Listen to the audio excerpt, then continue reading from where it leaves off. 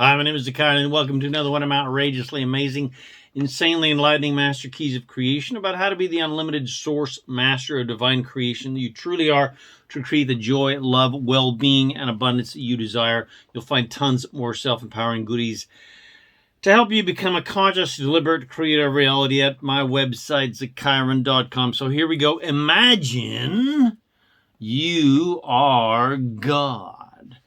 Imagine you are God's source in a human body. Imagine you are immortal, infinite, and unlimited.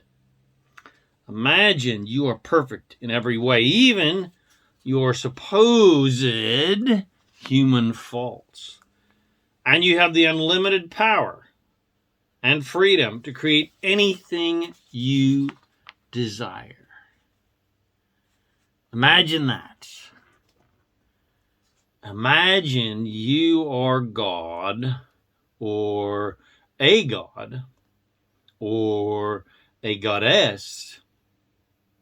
Imagine you are an immortal, infinite, unlimited, all-powerful, omniscient, divine being who has no limitations whatsoever.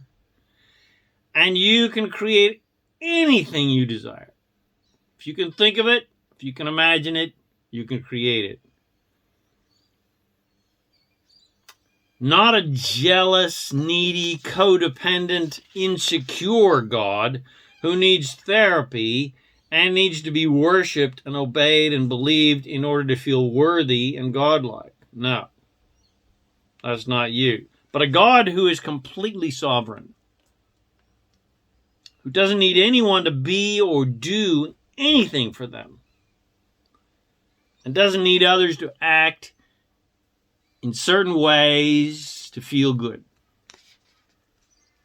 A God who feels amazing 24/7 and totally happy and infinitely prosperous and completely 100% empowered, regardless of anyone else and what anyone else is thinking, believing, doing, regardless of any external conditions in the world. You're happy. Imagine you are this God who is unconditional in nature, who loves completely and 100% unconditionally. A God who is primarily non-physical and vibrational in nature, but who is also very physical in nature as a physical being, or as any physical being, or all physical beings. A God who loves to imagine and desire things and then create those desires into physical reality.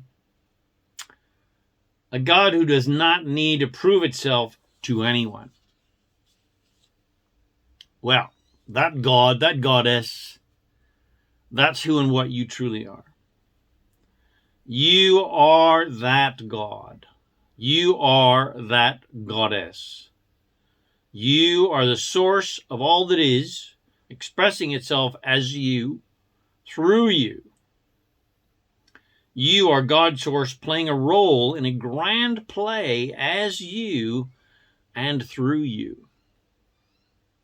You are playing the game of human and its various roles, and that you that is playing this human game is that non-physical, infinite, immortal, unlimited, vibrational God source part of you. So who you truly are is a God. Who you truly are is source. Who you truly are is non-physical, infinite, immortal, all-powerful, unlimited creation, who is playing the game of physical human as divine human, not faulty, sinful, limited human. That, quote, faulty, limited human idea is strictly a human belief. It is not a unlimited God belief.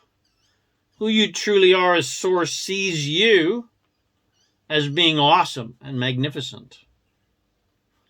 not faulty, not sinful, not wrong, not bad. Your source self sees you as you truly are, which is as it truly is, which is God's source in a human body. Who you truly are as source sees you as beautiful and unlimited and creative and inspiring and loving and caring and infinite and unlimited in nature, regardless of the possible limitations of physicality. Because limitation is purely subjective.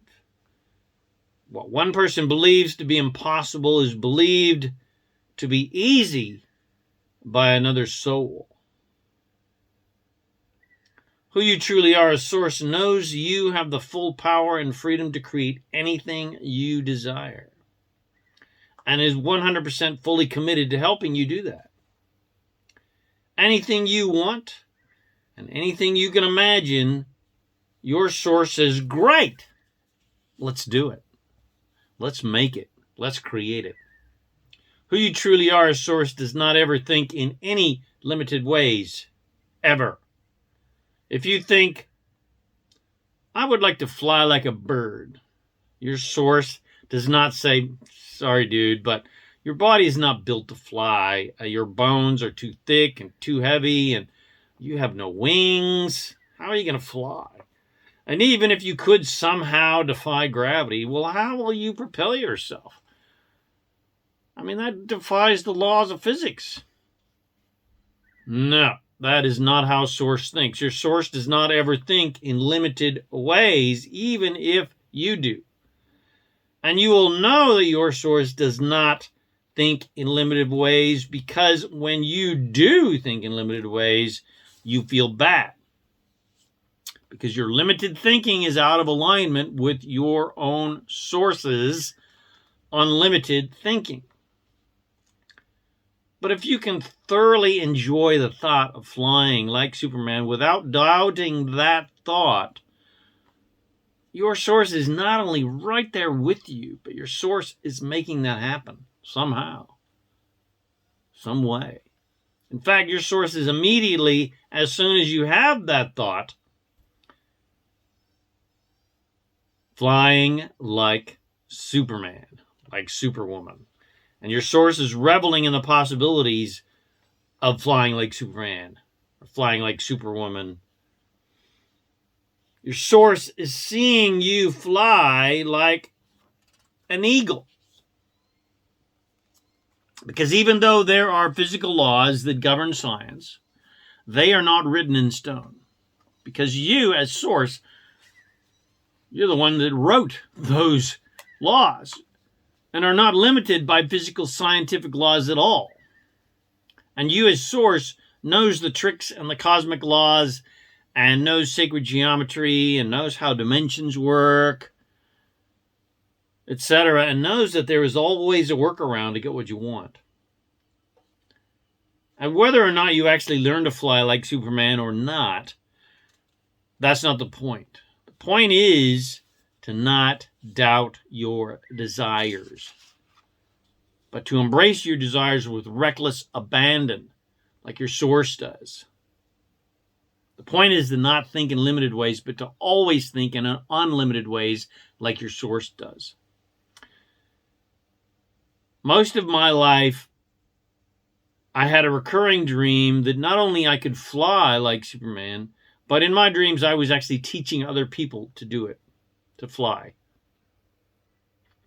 My flying classes usually began with us just sitting in the lotus position and then levitating our bodies, like the transcendental meditation students and masters would do.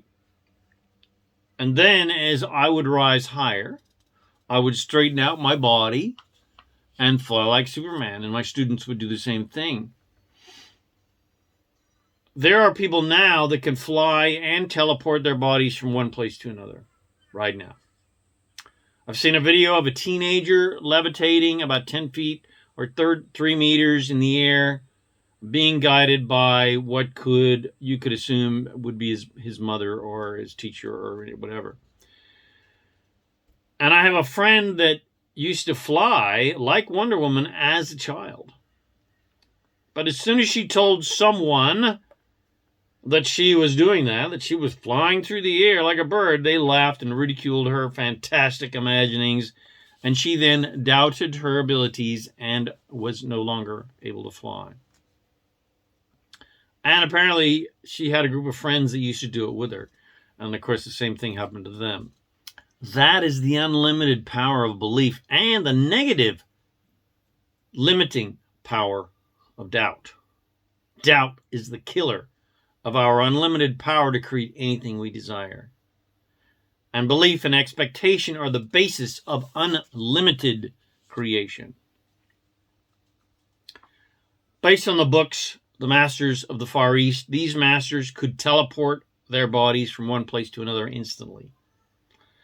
And I imagine these masters still exist in the areas of Tibet, India, and Nepal.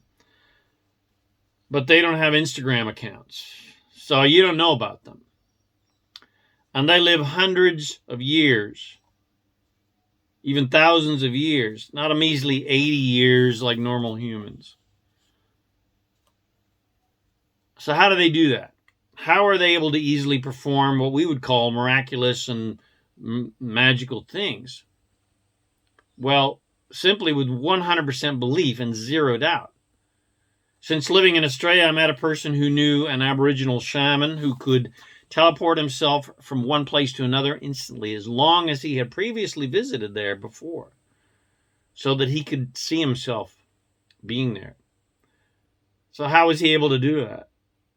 Well, with 100% belief and zero doubt. My very first yoga teacher in Los Angeles was an absolutely amazing lady. And she let me read a script that she had written about her life, her previous life, with an amazing man who was a master of the occult and a master of real magic, not sleight of hand magic. He was a white man, not from India, but he had studied with fakirs and other masters in India and could do absolutely miraculous things like ingest poison and transmute it. I've seen old films of him being buried alive, deep underground for weeks and weeks with zero air, and he would then be exhumed completely unhurt. Like, I don't remember how long it was. I think from her script it was like 40 days. She explained that he was able to do this by chanting Om Mani Padme Om, a classic Indian chant, which would lower his heart rate to the bare minimum to facilitate this miraculous feat. And she was also his assistant in sort of magical shows, and he conducted these live shows where he would suspend her body on a bed of nails. And he would then place cinder blocks on her chest and break them with a sledgehammer.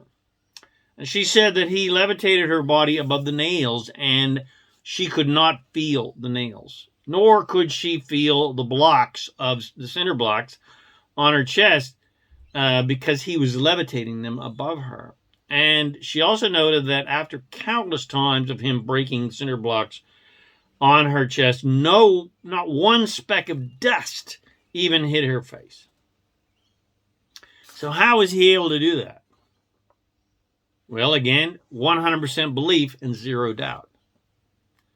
There are people who do miraculous healing upon other people and who are psychic and can know things about another person without them saying a word. And there are people who can talk to people who have passed over to non-physical. There are people who can move objects with their minds and bend spoons. And of course, there are people who can channel beings from other dimensions, who know things that no one would possibly know. So how do they do these miraculous things? Well, again, 100% belief and zero doubt. They open their minds, they open their hearts, and they allow. In my early days of awakening spiritually, when I was regularly attending seminars with a channeled entity by the name of Mafu, he encouraged us to do miraculous things with, again, 100% belief and zero doubt. And at least 2 times I performed miraculous healings. The first was a friend's wife who was pregnant and who had developed a very large cyst in her birth canal, which was completely blocking her ability to give birth. Doctors were trying to drain the cyst, but it would just fill back up again. And of course, they thought they were going to have to do a C-section and operate, etc. So I went to the hospital and I asked if I could perform a healing on her. And, well, first of all, they asked me if I would do it. And no problem. And she was happy to receive. I told her that all she had to do was be open and allow and receive. And then after my healing, the very next day, the cyst completely drained and completely went away, to the complete amazement of the doctors. Miraculous healing, as it were. She was then able to give birth normally without a C-section. The second time was another friend of mine's girlfriend who had sickle cell anemia, a disease that often afflicts people of African descent. And she had an excruciating pain in her ankle that just would not go away. They just had her on all kinds of painkillers and so forth. No matter what the doctors tried, it wouldn't go away. And they were completely puzzled about the entire issue. They had no idea what it was.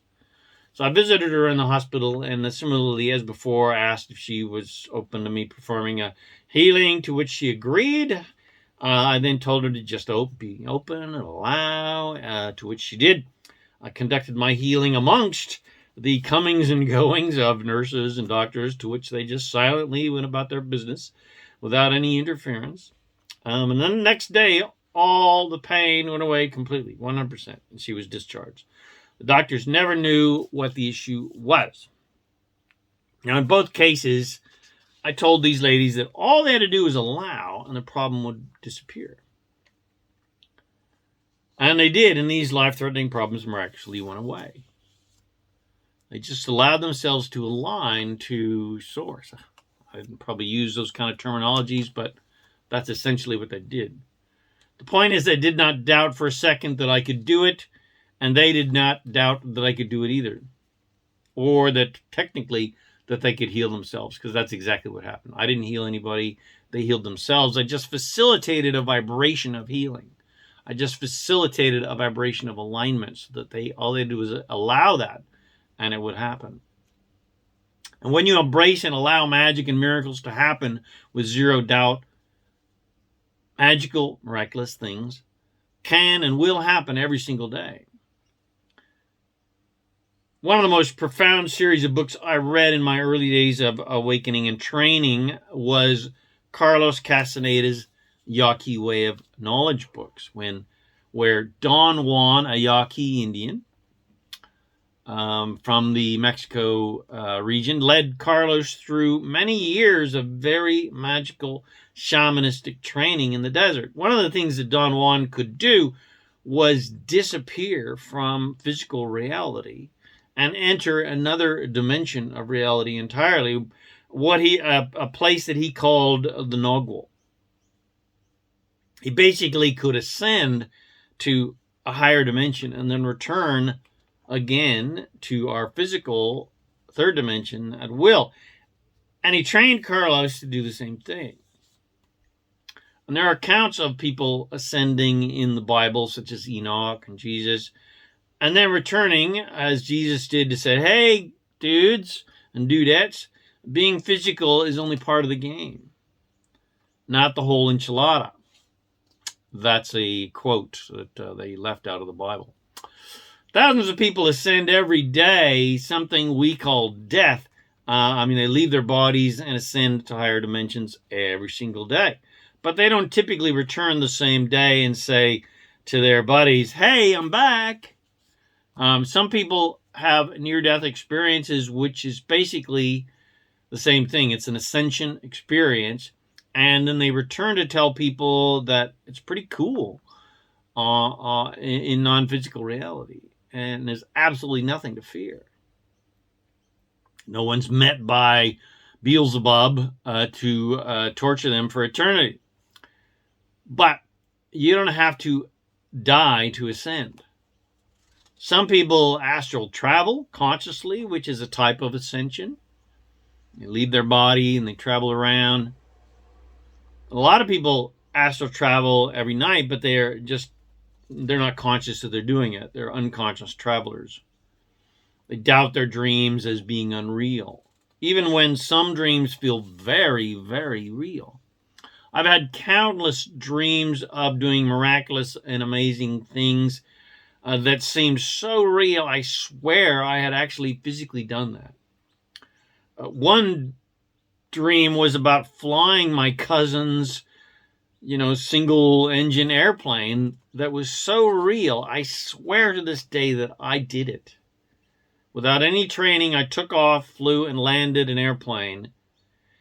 And another very clear dream was back in the days where I was working spiritually with two friends who were also channels. And we were very much exploring our multidimensional nature and us being ETs and part of Ashtar Command spaceships, and actually being on Galactic Federation and Ashtar Command spaceships, and also how the Ashtar Command spaceships were monitoring the extraterrestrial movements of the gray aliens, aka the Zeta Reticulans, which are the classic big-eyed, skinny, androgynous, non-emotional, gray-looking, big-headed ETs that were very busy during the 80s and 90s abducting humans and bizarrely cows as well to study our reproductive systems,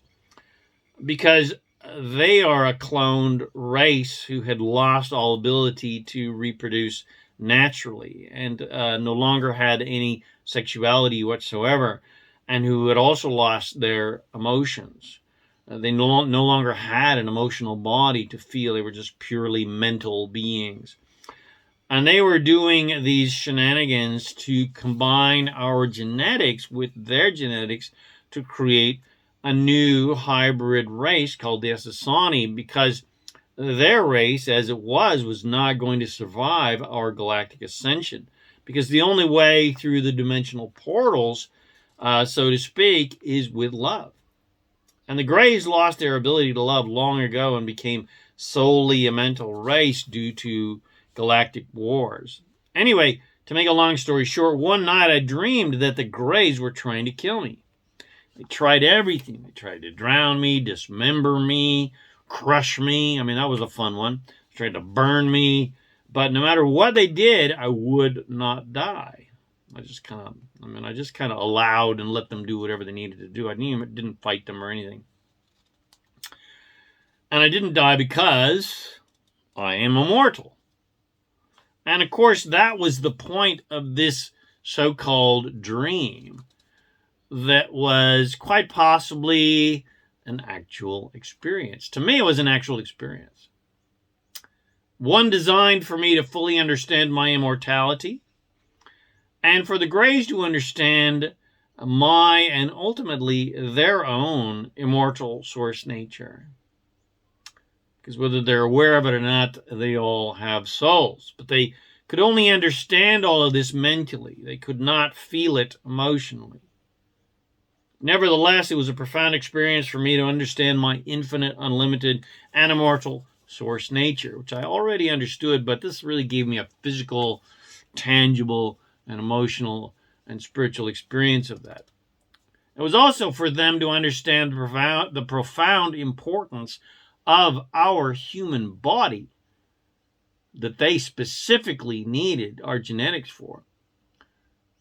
This human body that was very specifically designed to love and be emotional and feel and to be unlimited in nature, because we can think in unlimited ways, as well as being a galactic guardian species of love, which is how I was functioning at the time in relationship to the Greys. I was kind of like Doctor Who and the Daleks. This is my planet and my species, and I will defend it.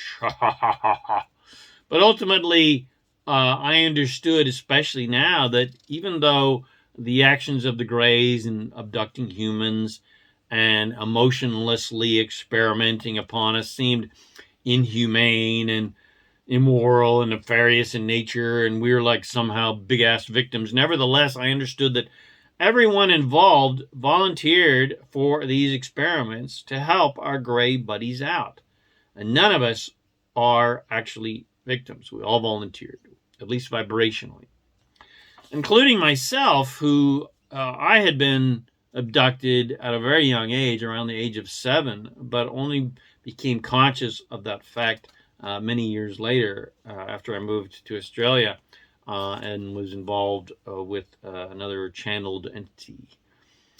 As an aside, I later met a man who, this was when I was living in the Coffs Harbour region of Australia. I met a average Aussie bloke. He was a truck driver or something like that, who came to one of my spiritual seminars or one of my meditation seminars, who had also been abducted countless times over his entire life and was always conscious when he was up on those ships. For whatever reason, the ET technology that they use to blank our minds and make us forget about our abduction experiences never took effect with him.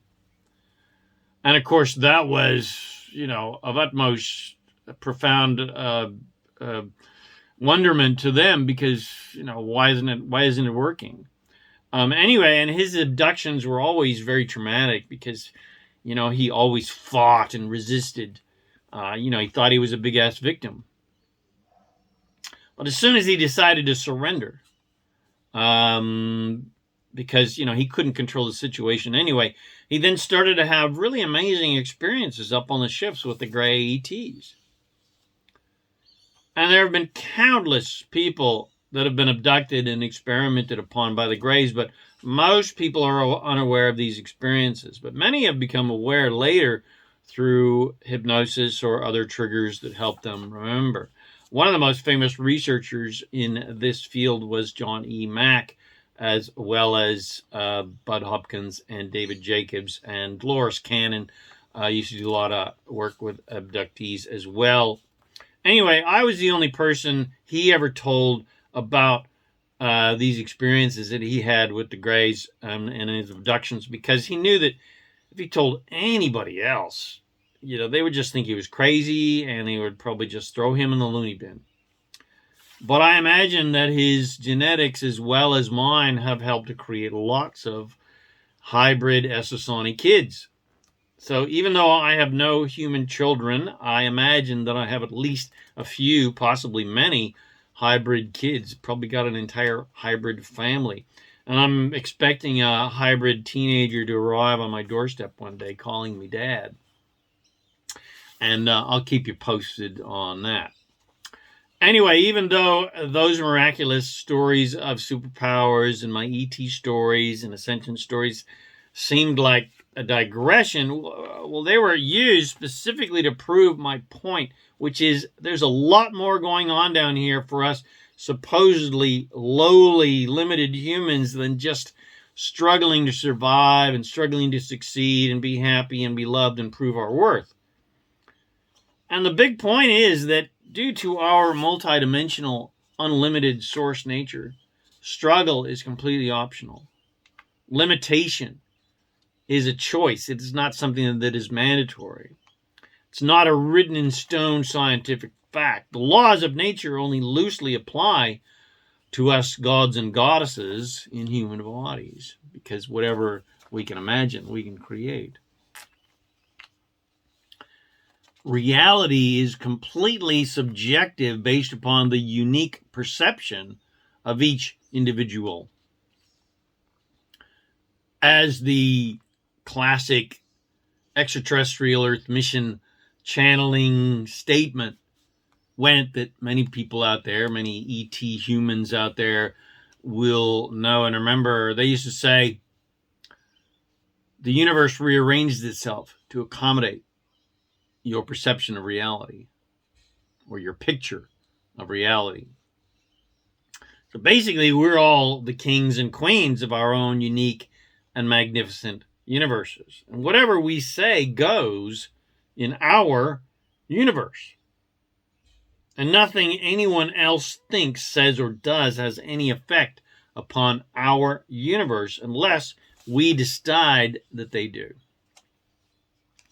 We're one big source family, but you still get to decide who gets to visit you in your universe. There is only attraction. There is no such thing as assertion. There is only inclusion. There is no such thing as exclusion. So no one can visit you in your universe unless you invite them with your thoughts and therefore your vibration. So let go of that bullshit idea of victimhood that only serves to disempower you by believing in the lie of assertion and the lie of exclusion rather than the truth of attraction. You are God's source, and no other God source is bigger or better or more talented or more worthy or more powerful, etc. than you. There's only gods and goddesses that have more belief in their infinite magnificence and less doubt than you. And there are gods and goddesses who don't know that they are gods and goddesses with much more doubt and way less belief in their magnificence than you. That is all. There's no such thing as evil. There are just beings who have forgotten their godness and repressed their divinity so much that they went down the proverbial dark path. But even those sidetracks are temporary and just part of the game of creation and are no big deal. When everyone croaks, they immediately go to the pure positive love vibration. Everyone. Except for a few exceptions for those who just personally resist going to the light, so to speak, out of guilt and shame. But that is not imposed upon anyone. That's a personal choice. They basically go kind of halfway into the fourth dimension and don't continue beyond the fourth dimension on their ascension path to the fifth dimension. A master journey that was practiced in the temple days, the Syrian temple days, not Syria country, but the Syrian star system. So it was the master journey that was practiced in the Syrian temple days of Egypt and other ancient civilizations using pyramids as a dimensional facilitator to open up the adept to the stars. This is the purpose of the king's chamber and the so-called sarcophagus, which was not a burial chamber, but instead an ascension chamber. That's why no bodies have ever been found in pyramids. Only vibhuti in the sarcophaguses, or the sarcophagi,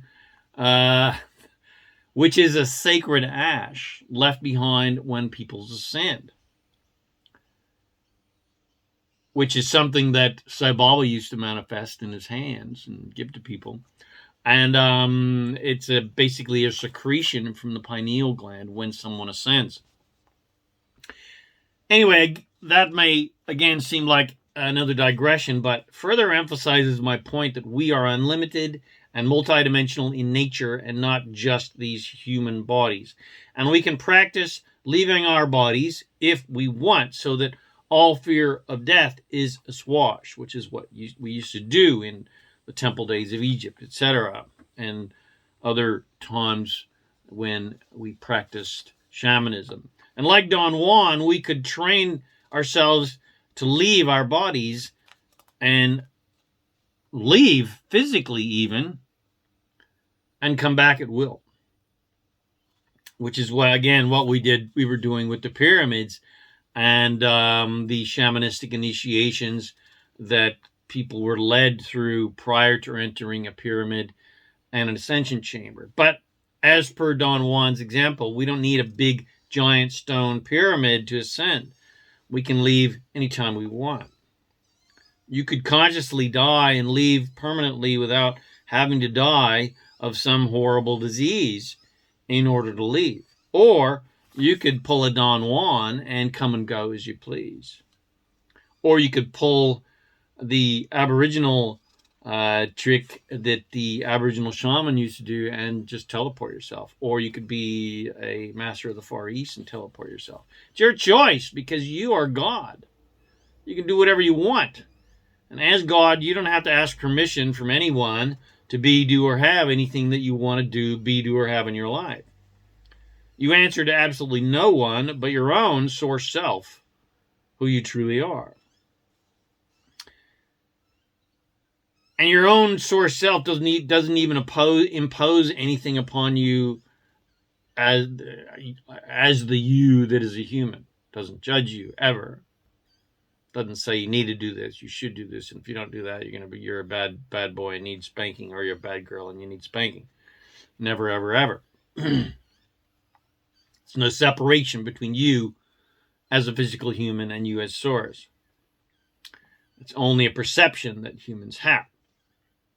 So again, you answer to no one but your own source self. You answer to no one but you.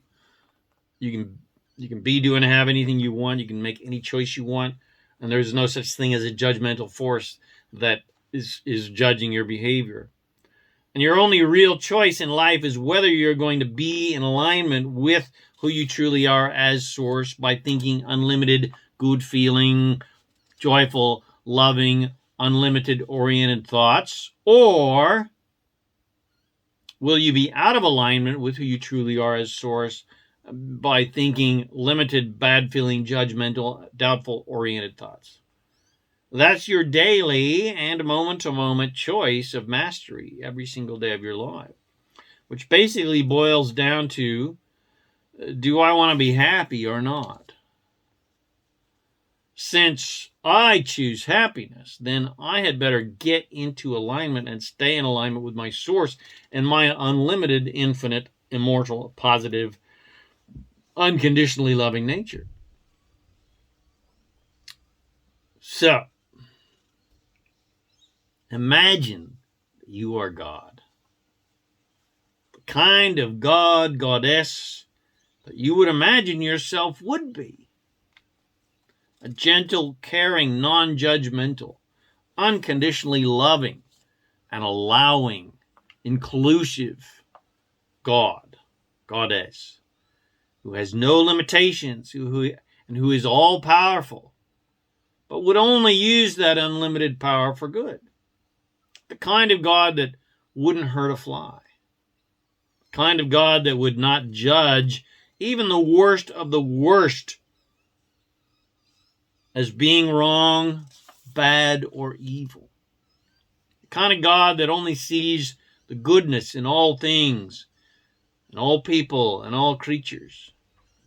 Who only sees the infinite, unlimited source nature of all beings.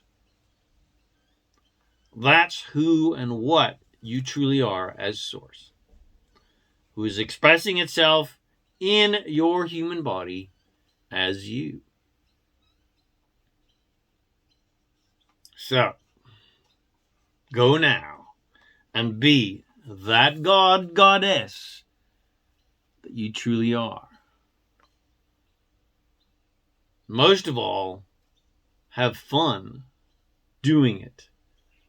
Have fun being it. Have fun creating whatever you want to create.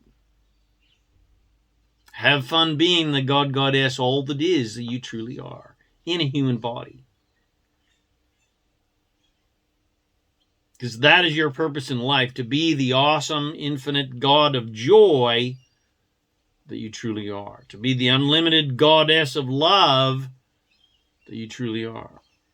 And everything else is just a game that you're playing. So have fun playing the game on this leading edge of creation, because that is where you're positioned, on the leading edge of creation. And your desires are literally expanding the entire universe and improving the quality of life on this planet. So again, have fun playing the game of being source. Have fun playing the game of being a human, a source human, a god, a goddess in a human body. So let's play. So I hope you have enjoyed my vodcast, my affirmation rampage. Imagine you are God, because that's who you truly are. And I hope it helps you to remember that every day so that you can have a blast, an absolute ball, being the unlimited, infinite source master that you truly are in a human body. And it helps you create the joy, well-being, abundance, and fulfillment that you have come to this earth to experience in a human body. So I hope you enjoyed this podcast, and I'm sure you did. So please share with your friends. Bless them with these amazing teachings so that your friends can remember that they are also gods and goddesses. And of course, this will be added to my Master Keys of Creation and Daily Success Rituals series, which is an absolutely amazing series to help you really empower yourself to be the conscious, deliberate creator that you truly are. Of course, there will be a link to that, the masterkeysofcreation.com. Please subscribe to my YouTube channel, my podcast channel, The Master Keys of Creation. Come visit me at ZaKaiRan.com for more self-empowering goodies to help you become a conscious, deliberate creator of reality to literally make all your dreams come true.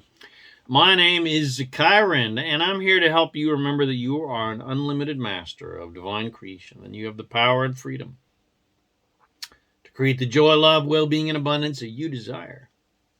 To help you remember that you are God, that you are Goddess, that you are all that is, that you are the infinite and unlimited power of creation.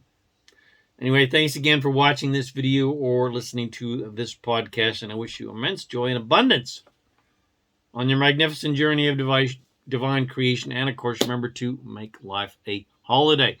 Woohoo!